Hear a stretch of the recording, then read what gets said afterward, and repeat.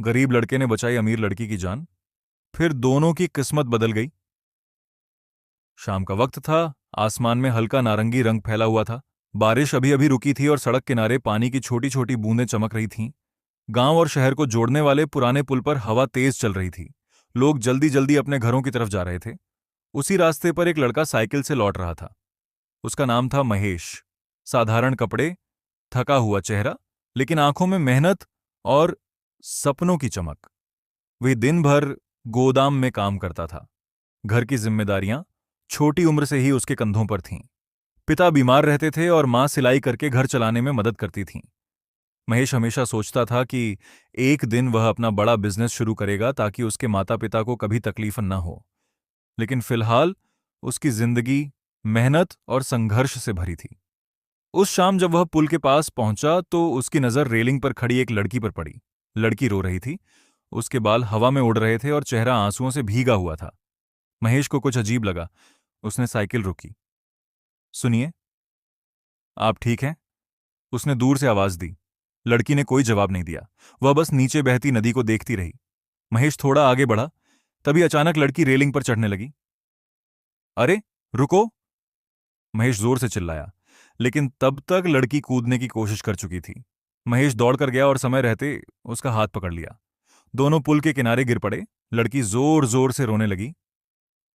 मुझे छोड़ दो, मुझे जीना नहीं है, उसने टूटती आवाज में कहा। महेश ने गहरी सांस ली। मरने से कोई दर्द खत्म नहीं होता। पीछे जो लोग आपसे प्यार करते हैं ना, उनका क्या होगा? लड़की ने पहली बार उसकी तरफ देखा।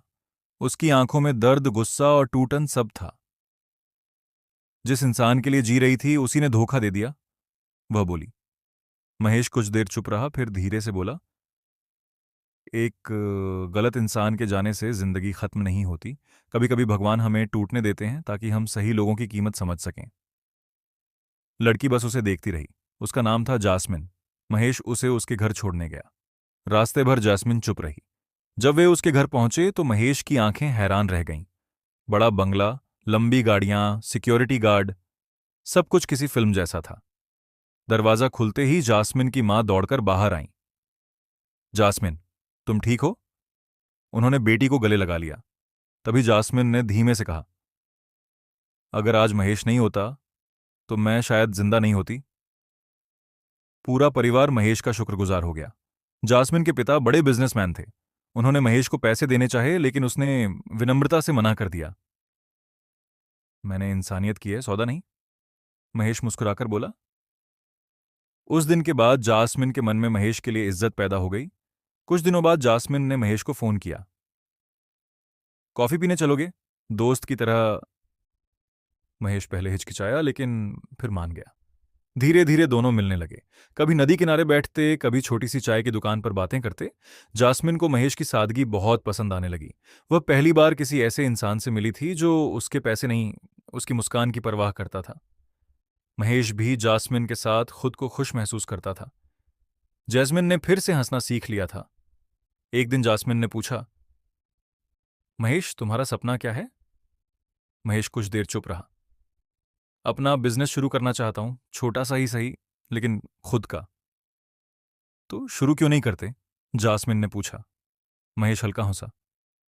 सपनों को शुरू करने के लिए पैसे भी चाहिए। उस रात जास्मिन बहुत देर तक सोचती रही। कुछ दिनों बाद उसने महेश को बुलाया। ये लो, उसने एक फाइल और चेक आगे बढ़ाते हुए कहा। महेश चौंक गया। ये क्या है? तुम्हारे बिजनेस के लिए पैसे, उधार समझो। जब सफल हो जाओ तब लौटा देना। महेश ने तुरंत मना कर दिया। नहीं जास्मिन, मैं तुम्हारे पैसे नहीं ले सकता। जास्मिन मुस्कुराई। दोस्त पर भरोसा नहीं है? महेश उसकी आंखों में देखता रह गया। वहां किसी अमीर लड़की का घमंड नहीं था, सिर्फ विश्वास था। आखिरकार उसने पैसे ले लिए। महेश ने छोटा सा फूड सप्लाई बिजनेस शुरू किया। शुरुआत आसान नहीं थी। कई बार घाटा हुआ, लोग धोखा देकर भाग गए, माल खराब हो गया। लेकिन जास्मिन हर मुश्किल में उसके साथ खड़ी रही। जब महेश हार मानने लगता, जास्मिन कहती, तुम हारने वालों में से नहीं हो। धीरे धीरे बिजनेस चलने लगा। महेश की मेहनत रंग लाने लगी। उसका छोटा काम बड़े ऑर्डर लेने लगा। कुछ ही सालों में उसने अपना ऑफिस खोल लिया। अब लोग उसे इज्जत से महेश सर कहकर बुलाने लगे। एक दिन महेश ने वही पुराना पुल देखा जहां उसकी और जास्मिन की पहली मुलाकात हुई थी। वह देर तक वहां खड़ा रहा। अगर उस दिन उसने जास्मिन का हाथ न पकड़ा होता तो शायद उसकी अपनी जिंदगी भी अधूरी रह जाती। जास्मिन के पिता पहले इस रिश्ते के खिलाफ थे। उन्हें लगता था कि महेश गरीब है और उनकी बेटी के लायक नहीं। लेकिन एक दिन उन्होंने महेश को अपने ऑफिस बुलाया।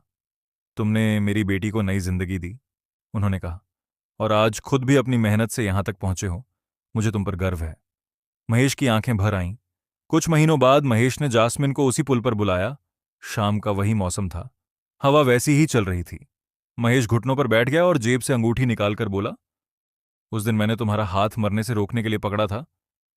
आज जिंदगी भर साथ चलने के लिए पकड़ना चाहता हूं। क्या तुम मुझसे शादी करोगी? जास्मिन की आंखों से आंसू बहने लगे, लेकिन इस बार ये आंसू दर्द के नहीं, खुशी के थे। हां, उसने मुस्कुराकर कहा। दोनों की शादी बहुत धूमधाम से हुई, लेकिन उनकी कहानी की सबसे खूबसूरत बात यह नहीं थी कि वे अमीर बन गए।